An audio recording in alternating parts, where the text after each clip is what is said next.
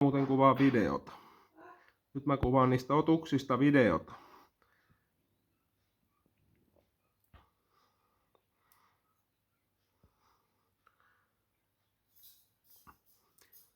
Nyt on uudet purut ja muutenkin siivottu terraario. Pitkästä aikaa, kun ei voinut haudonnan aikana tehdä sitä.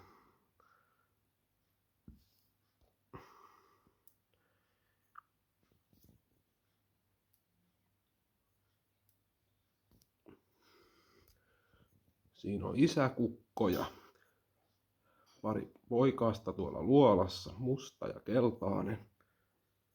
Tuossa on yksi.